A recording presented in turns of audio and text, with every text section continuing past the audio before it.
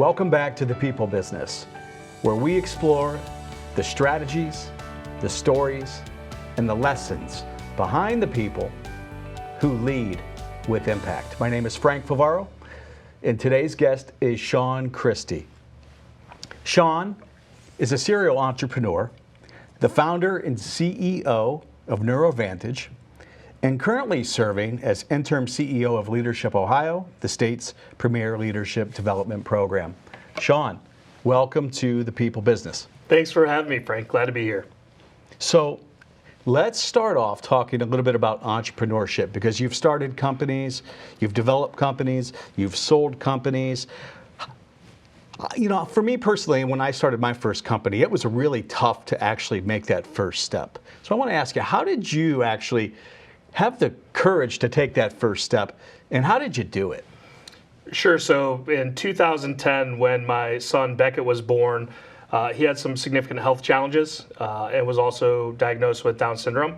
And so had to start a company to have a little bit of flexibility and freedom to be able to navigate some of the health challenges that he had. And at the same time, I had just graduated from the University of Akron with my master's degree and had gotten on social media as a result of the students that I worked with.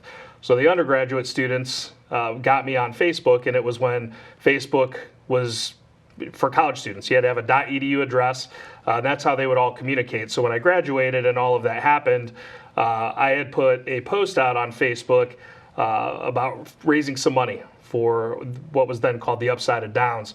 And we raised thousands of dollars overnight. It took me 60 seconds to post. I didn't see a single human, and money just showed up. And I was like, wow, like there's something here. I was like, this is great. And so I did my research, and there were no social media agencies in the state of Ohio. In fact, I could only find one at the time in the country. And so I decided that that was going to be my path forward. Got a lot of that courage through my son and the necessity of having to make a change, and decided to go all in, took my 401k, and launched Ohio's first niche social media marketing firm. So you took your 401k that you had been investing in, and you cashed it in? To bet on myself, yeah. To bet on yourself? Yep.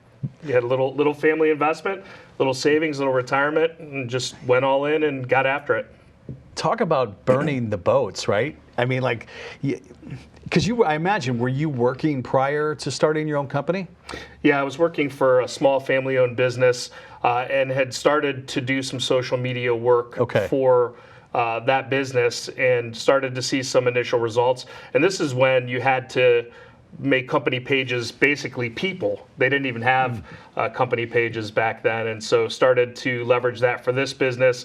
And people were asking me questions about it, like, you know, tell me more about that. Is it working? There was a lot of interest and excitement around it, but it wasn't really fully commercialized at that time. And so one of the things that I know is first mover advantage gives you a lot of advantage. And so just decided that I saw it as a marketing medium that was kind of at the cutting edge. And then imagine the iPhone coming out and all of the things, you know, that made it more accessible for people to communicate back and forth in a multifaceted way with audio, video, messaging, you know, just right place, right time, and paid attention to what was going on and looked for the opportunity in everything. But an opportunity that maybe a lot of people would have missed was seeing, like, wow, like this raised a lot of money, right, in a short amount of time, and there wasn't a lot of what we would consider effort, right, in terms of manual, physical hours invested, right, back and forth, transactional, what we were used to at that time, Sure. right? So you saw like, whoa, there's a result here. Yes, absolutely. And ultimate scalability. I Yes. mean, you can do it from anywhere. You can get one quick message out to everybody in your entire network, whether that's to ask for a recommendation for something. In this case, it was fundraising, but the result was the best fundraising that I've ever had in the least amount of effort. And so that really told the tale of where this thing was going to go. And you know, now almost 16 years later, it's mainstream. Everybody uses it as the main form of communication. And back then, it was funny, Frank. Somebody told me that social media, oh, you're going to be living in a cardboard box. That's for cat videos and pictures of food. because that's what people thought, right? But what you don't know, you don't know. Sure. Yeah. That's pretty awesome. But did you have any doubt when you started that? Did you have any reluctance? No, and I think like when I talk to college students now or, budding entrepreneurs, one of the things that I talked about is, just having confidence. And you mentioned burning the boats. I actually do use that phrase. When you're storming the beach and you burn the boats, there's only one way, and that's success. And it makes you more resourceful. It's not that you're not going to have adversity as you're driving that. Business is hard. If it was easy, everyone would do it. Mm-hmm. But I think burning the boats for me helped me to eliminate retreat as an option. Now a fan of stoicism, talking about the obstacle is the way. It makes you more creative. It makes you more resourceful to figure something out, and it's where innovation comes from. Those problems and challenges, and so it changed many times over the years. We were doing strategies first for people, and then they were unable to execute on them, and they're like, hey, we need somebody that can actually do this content, and there weren't tools like Canva back then, and so we had to have a graphic design team to create custom content for people. Do our own manual analytics. I mean, then we started doing that, and then when people found the value in building social teams, and we got into recruiting and helping people train social teams. So it's just been all over the place. Sales teams using LinkedIn as a sales tool. Mm-hmm. It's a core sales tool today. We were one of the first trainers on LinkedIn as a sales tool. So, just looking for all of the applications, trying to master those and then pass along that knowledge or extend capacity through human resources through our company that we were able to grow over the years. And today in sales, and correct me if I'm wrong, but I believe you have to be good, not just face to face, but ear to ear, and then also click to click, right? Sure. You have to be able to utilize every single tool.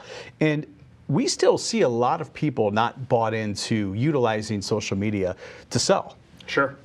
Yeah, I mean, nothing will ever trump shaking a hand and being in the room with somebody and building an authentic face-to-face for a relationship. But the reality of speed of business today is that that's not always possible. And especially, in an international market, when you're doing business with people all over the world, it just doesn't make sense. And so LinkedIn provides that bridge for ultimate scalability and networking, research, conversation, relationship building. I just think it's a great tool to be able to scale your time.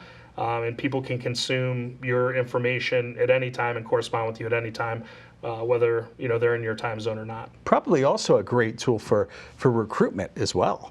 No, sure. I mean, that's where, on the recruiting side, that's really where LinkedIn started.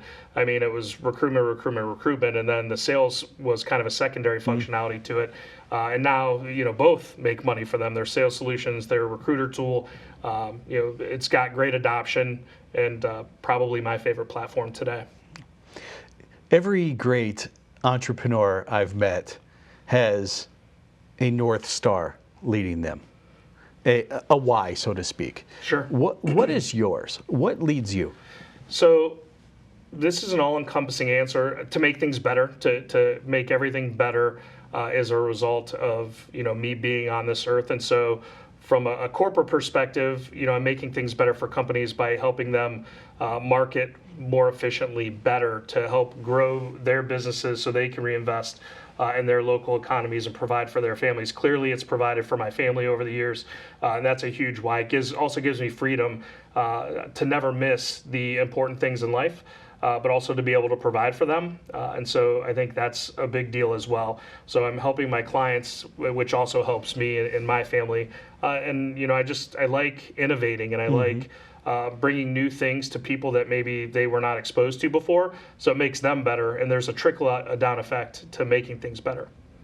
Speaking of innovating, let's talk a little bit about your new endeavor, Neurovantage, and what you're doing there. So for our audience, what is your new company, Neurovantage? So I'm really excited about it, Frank. Neurovantage is the country's first mobile neuromarketing analytics research company, van. So we do biometric tracking on marketing. That would include EEG, pulse rate, galvanic scale. We do eye tracking on marketing and emotional tracking on marketing. So companies hire us to evaluate their marketing programs, and we put their target market, we recruit their target market and put their target market through some content studies. So it could be social media posts and content, TV commercials, print, billboard, website usability, and we track to see what gets their attention, what do they pay most attention to. We track how do they feel about that, because your body tells you how you feel.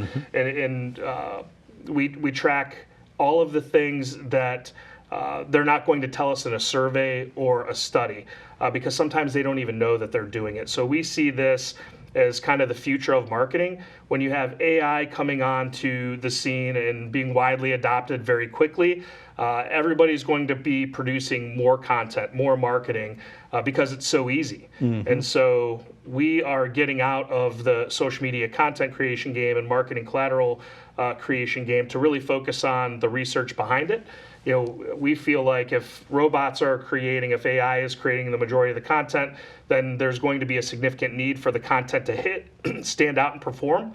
And so we feel like our research will give marketers that opportunity to be able to do that with data that they can act on based on what people's body, eyes, and mind are telling us. If here's the goal, right, and we're here today, what's the fastest way to get to the goal? Straight line. Straight line. This gives people a straight line to the goal, right? Instead of, you know, this works, this didn't work, this worked, this didn't work. This takes you directly to the goal. And, and you have that. Yeah, we get all the data from the target market, so we know exactly what they're going to pay attention to. One of the things that I learned early in the social media marketing game is that attention is currency. Pete Cashmore said that, and I've adopted that. And so when people are getting bombarded by marketing, I mean, even driving here to do this podcast, you see the Goodyear blimp flying overhead, and you've got a Target and a Walmart truck driving past you.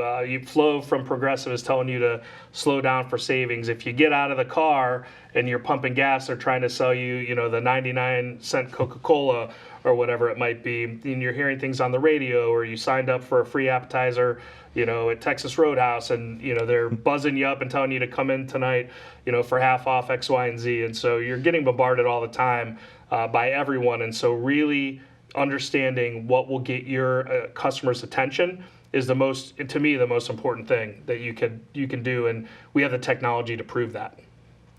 What type of studies have you done, case studies that have shown the impact of this product, of what you have to offer? Sure. We work with a national company that would be considered somewhat in the insurance space. And so just taking a look at somebody that was not familiar with their brand, you know, what are the things that they're paying attention to? Would they see some of the marketing that we were putting up in front of them, like on a blog page, playing videos to see if it would catch their attention? What did they pay the most attention to? So we've been able to quickly identify what are the things that the customers pay most attention to, where do they spend their time, what are they searching for, and we bolt on a survey to the back end of that. And what we found in that was, I think, also pretty interesting, where 100% of the people that we talked to, they were not happy with their insurance situation.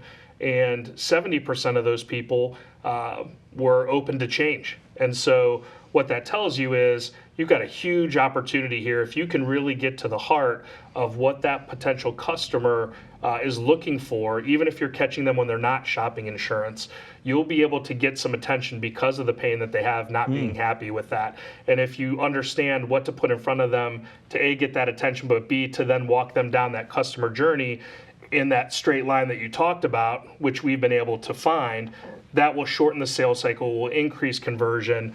So it's pretty exciting stuff. And that's a great example with the insurance industry, right? But the industry I spend a lot of time in, the data is exactly identical almost. It's 69% of companies are not 100% loyal to their current contractor or provider, right? 31% are loyal. It's 70%, 30%, almost identical. Yes. Wow. Which is really impressive. And the other thing I think is a lot of times customers, they don't 100% know why, or they can't maybe explain it. This allows them to really highlight the emotion, right? And it pinpoints exactly, what they can't explain. Sure. Right? Yeah, absolutely. And one of the other interesting things is we have a pair of glasses that have eye tracking cameras in the nose. And so we can send somebody into a grocery store and ask them to buy ketchup or potato chips or drinks and just see what they do. We're not prescriptive. How many things did they look at before they actually put something in their cart to buy? What did they look at? The price? Did they look at the ingredients? Did they look at the size of what they were buying? Was it brand recognition that was most important? Did they even look at the bottom or top shelf? And so we can unearth, I think, some real gems for consumer products in that regard. So it's exciting, and I think the opportunities are really endless. I think in a space where we're competing for limited mind share that gets more limited as every day passes, I think that brands are going to need to do this to stay relevant. We're excited to be leading that on the mobile field right now. You think about the example you just gave. You could even use that as a secret shopping tool for the store itself. I walk in and my attention goes to the ceiling tile that's leaking water, and there's a bucket in the middle of the store, and it's like, and the emotion triggers that's disgusting, right? Or I walk in and I see the restroom is nasty, or whatever that could be, right? And all these things show exactly high, low, what customers are actually feeling, right? Sure. And we even have a voice analysis tool, so we can record interviews after the experience. And take a look at what the video shows and then do some follow-up questioning around that. And their voice analysis will also give us a ton of information as well. That's really, really exciting because I think everybody is trying to understand what hits, what doesn't, and how can we better hit the mark, right? And it's not easy. No. It's not easy. No. And especially owning a marketing agency for 16 years, not being able to explain why some of the what I would have considered the best work not hit, and why some things that were like, let's try this, just doing like crazy things that were home runs that you didn't put a lot of time into. So I think it goes back to what you were talking about on the front end is, trial and error, trial and error, trial and error. Mm-hmm. Let's just skip to the end. Let's really get those deep insights and build a program around that's going to hit and resonate with our target market. I think that absolutely makes the most sense to me. So tell me about the van. The van is, so you are able to drive to companies then and set up shop and then do research for each individual company with all the equipment on site. You come directly to them. Sure. And you make it easy, right? Yeah, so one of the hardest things in research is to get the target market population to come to you. And so we flip that model on its head. And so we're the first to take the research to the target market, to the respondents and participants. And so, yeah, we have a Mercedes Sprinter van that has 2 research labs built out into the back, can fit 2 researchers in. And we can take the show on the road. We can go to a company, park it out front. I could go to a Panera and just say, hey, 15 minutes of your time for a $15 Panera gift card. Just come in the van. We want to ask you a couple questions, take a look at a couple things on the computer here for our friends at Panera, and then send them in with their gift card. We know that they're target market fit, and we'll confirm that through a questionnaire that we have everyone fill out to ensure that. But they're walking into the restaurant, so we can give them that card as they're walking in. We know their target market fit. The other thing I like about it is I think about conferences. If I want to talk to leaders in the accounting space, I might go to a statewide accounting conference and go, maybe it's at the Columbus Convention Center, can go and park the van out front and maybe hold a private party at like a Ruth's Chris or something. Hey, if you come in, we want to ask you a couple questions, take a look at some things. If you do that for us, we'll invite you to this private party or rooftop at the Mandrake in Columbus or wherever it might be, so that they're getting something of value in exchange for the value that they're giving us. And so it just gives us complete flexibility to solve one of the greatest challenges in research, which is getting the target market to do the research. It's amazing, man. How did you come up with the idea? So on the board for the marketing department at the College of Business at Akron, and they have a lot of the tech that the researchers use. And so as we started to really think, what is the future of marketing, and where do I want to be, where do we want to be as an organization, did a pilot program with the university and the research team. They are absolutely fantastic. Love the University of Akron College of Business, and was like, wow, like this is really something we could commercialize and take. Our pilot program went really well, but one of the challenges was hours of operation and access, and so that's when the van idea came into play. Universities close during holiday break, and so there's a month of research that you lose, and also hours of operation. If we are getting a very busy population, we need to get them through the doors at certain times, which created some challenges during the pilot. And so it was really just saying, okay, the thought here is solid. The results here are solid. We just need more flexibility for the research component. And so decided to go ahead and move it to a mobile unit, which is really exciting. And so we'll be the first ones to do that with this technology, and we'll see where it goes. The plan is to build a fleet so that we can do this all over the country without having to ship, East Coast to West Coast, and talking with our partner iMotions in Denmark, potentially doing the same thing in Europe in partnership with them. Tell me a little bit about going to Europe, because you just went to Europe recently, right, to do the training and certification and all of the equipment. Tell me a little bit about that. Sure. So anything that I do, always want to know as much as possible, lifelong learner. And, this is some newer technology, and it's constantly evolving. And so iMotions, the organization that we work with on the tech side, has an academy that they put on.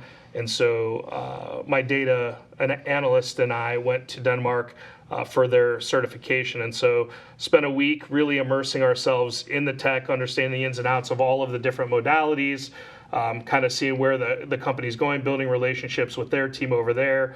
They just have a fantastic support team, great leadership from the CEO, Peter, and just I see a ton of opportunity across the board and working with them. So they're a fantastic partner, and now we're the only fully commercialized team that has this certification here in the U.S. So we're excited to deploy that.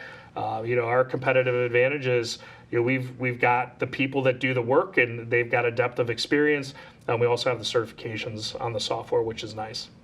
Yeah, because these type of tools, don't get me wrong, there are certain companies out there who invest millions and millions and millions of dollars, right, that have been utilizing some of these tools.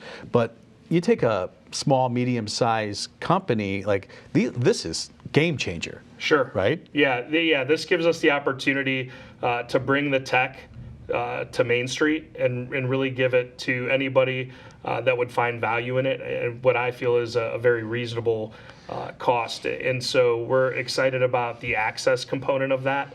And then the mobility of it makes it even better. So, we think this is a game changer. We think it's for anyone that's serious about growing their business and really standing out in the market space.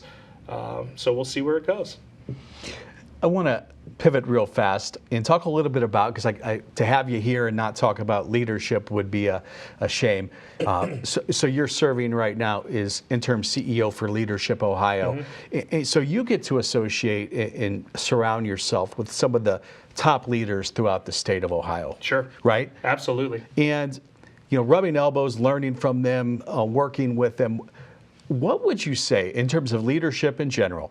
Like, what would you say that you've learned are the top 3 things that the best leaders have, that they bring to their companies every single day? What would those 3 characteristics be? What would that look like?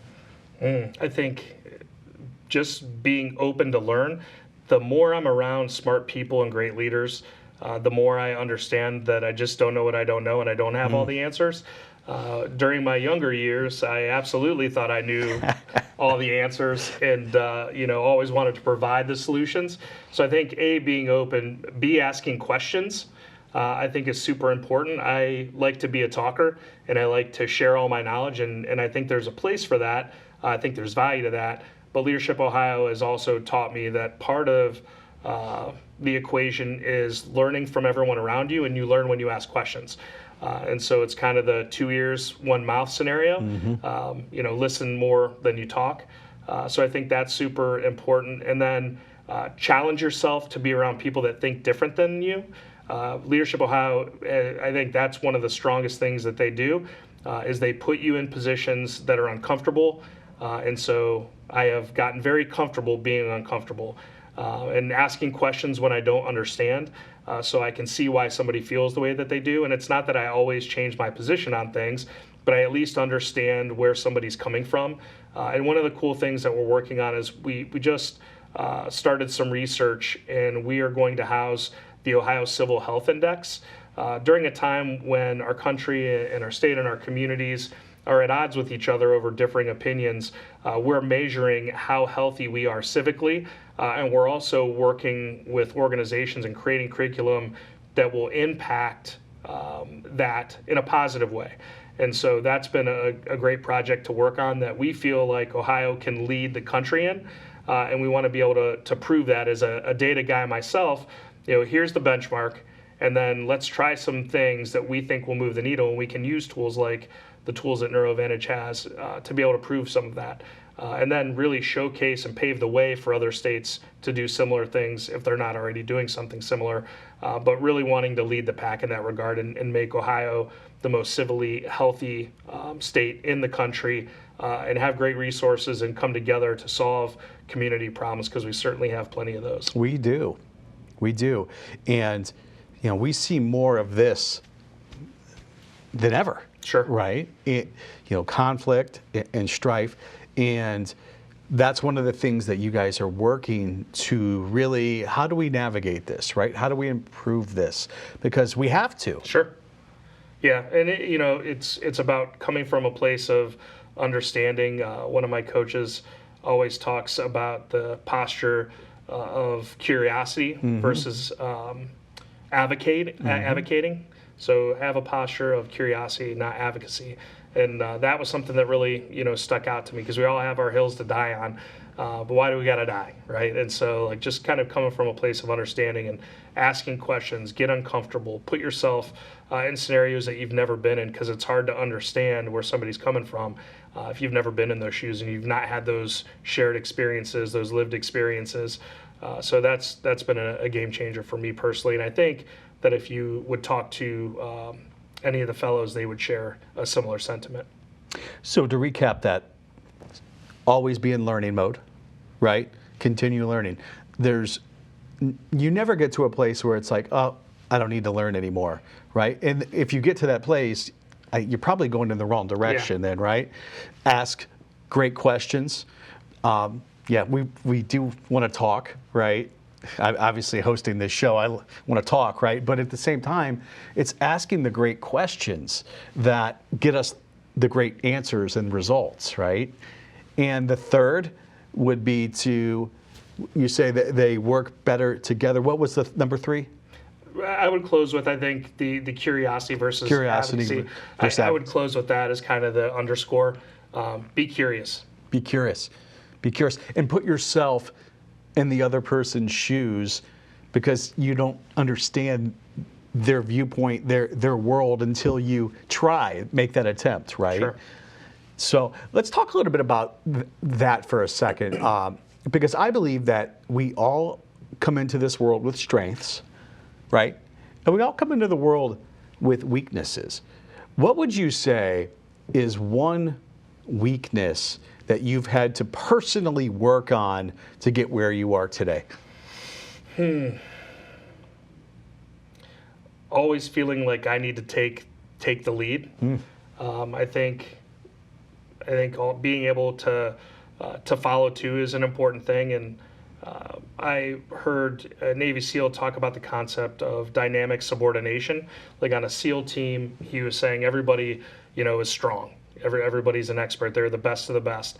But there are certain situations that require somebody different to step up, and just the team needs to understand that. And so he kind of drew it on a whiteboard as an amoeba. And it just, depending on where it's at and what's going on, it has different shapes. And I thought that was a strong analogy. Like when you're playing at the level, at a statewide level or at a CEO level, you're going to be around people that are just as good or better than you. And so even though you have that title, you also need to understand, like, you're not the right person every single time for every single thing, and really understanding the team dynamic and understanding that things are fluid and being able to kind of take a back step is important as well. So that's something that I think has benefited me greatly. It doesn't always have to be me. And I think giving other people opportunities to lead and showcase strengths builds trust and provides better outcomes. How long did it take you to develop that mindset? A long time. I mean, as a young man, I always thought it had to be me. I think that would be a more recent, maybe in the last 10 years, something that I've learned and grown in. And again, just really thinking about all the times, like, when did I not make the right call? Just being introspective. Like, I am not always the best. I do not always win. Just looking back and watching the tape on Monday after a Sunday game, right? If I would have thrown the ball this way versus that way, the outcome would have been different. And I think really understanding that I don't know what I don't know, and always coming from a learning and open posture, I think has benefited me and helped me understand that better. And that nobody expects that of anybody in the world. And so why should I expect that of myself? That's a great point. It's a great point. What would you say is maybe your biggest strength? We talked about the weakness. It would not be fair if I didn't ask you about your strength. I get to redeem myself, right? I just think it's innovation. I crave change. I love change. Most humans don't like it. Yeah. And I love it. I'm always looking, how could this be better? How could we do this differently? That's why we have goals. You can't continue to climb the mountain and go to the places and the atmospheres you want to go by doing the same. And so one of the books that I really enjoyed was 10X is easier than 2X. And you can double your company and do some pretty similar things. You might change 30%, I think, is the percentage he uses, something like that. But to 10X your company, you're probably going to have to change 70 or 80% of your company. And so going through an exercise to 10X something and make your brain think through that, I love that. Because then you have to get crazy, you got to get creative, and that's just how my brain works. And so rather than looking at AI, and I know a lot of agency owners are worried about it. I've been to the biggest conferences in the country for my industry, and I've had these conversations. And before it was like, it's going to be okay. Then it became, now I'm panicked. We got a real problem. And so as soon as I saw what some of this stuff could do, I knew immediately that the train had left the station and that I needed to do something different. And it probably took me a year of reading books and thinking things through, listening to podcasts on my nightly walks, going, wow, if I had, put this thing with this, this might work. And then just paying attention, being present, paying attention to my surroundings, and, looking at what we were doing at the University of Akron, really opened my eyes. And I said, okay, this is where we need to go with this, because the psychology of the human is the question mark. The technology is the technology, and it's going to do the thing it's going to do, but the humans are the wild card. And so how do I get on that side of the equation? And it was through some of this neuroscience and psychology and really understanding buyer behavior, consumer behavior. If you can understand that, then you can guide the technology to do the marketing that you need to do to reach the market. And so I just went to the other side of the coin and got out of the one that I think is going to be consuming most of the agency space. To get where you ultimately want to go, do you believe it's more important to strengthen your strengths or strengthen your weaknesses? I'm a strengthen my strengths person. So am I. Yeah, strengthen my strengths. I can do that all day, and it doesn't even affect me. Weigh me down. If I'm focusing on my weakness, it's painful. Yes. I go slow. You don't want to do it. No, I don't want to do it. Yeah, but if you throw me into, all right, let's brainstorm, let's get creative, let's come up with a new way to solve this challenge, I could work on that for 24 hours straight, not need to sleep, get excited about it, and hopefully come up with something, especially if I'm working with the team and we're bouncing ideas off each other and there's a lot of energy around it. I just think the energy is different. And I think, you back up your opportunities or weaknesses with people, that are strong in that. That's why you have things like strengths finders to really understand like who you are, stay in those lanes, and build your team around you with people, that have the strengths in the areas that you don't. Or Enneagram, so it's understanding like how you work in high stress situations. People know like how to react in different scenarios. I think those things are important and not utilized as much as they should. Right. Absolutely. Well, Bruce Lee once said that I don't fear the man who practiced 10,000 kicks, 10,000 kicks one time. I fear the man who practiced one kick 10,000 times. And it's a lot easier to practice that one kick if you enjoy the kick, right? Yeah. If you enjoy what you do. Who wants to practice something they don't like? Yeah. And that makes it really hard, right? And, strengthen your strengths has always been something I feel like people want to, oh, this is a weakness. I'm going to work on this. I mean, don't get me wrong. There's certain things we know that are weaknesses that we need to improve upon. Sure. Like we could all get better at active listening, right? We could all do a better job of listening to understand. We could do a better job of asking better questions. That's universal, right? But like the little things, like, oh, I know I'm not good at this. Like, I'm really bad at cutting the grass, right? It's probably not a strength, so I probably should find somebody who's good at that to do that. And then it's a better use of time, right? Better use of time. Yeah, absolutely. So that is interesting because I've asked that to a lot of people, and it's about 50-50, the way people answer that question. Man, it's great having you here today.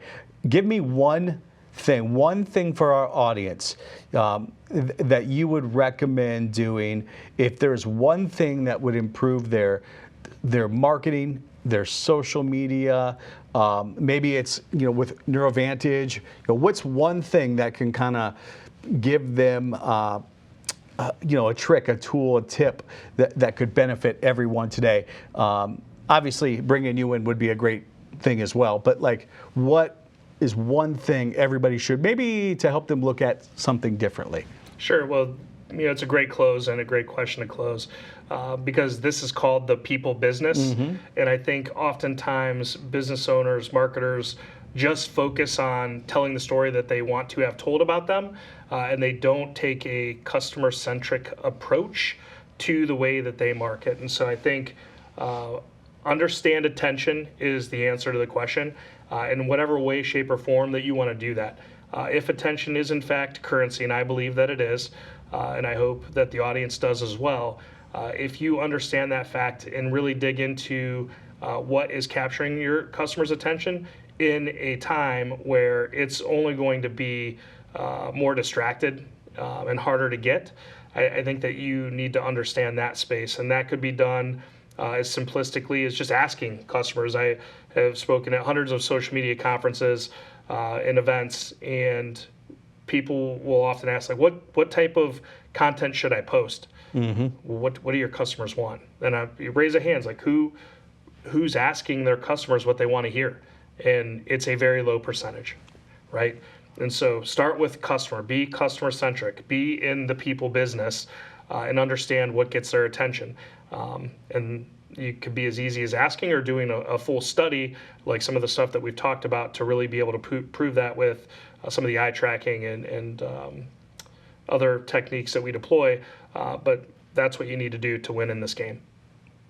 It all comes back to people, right?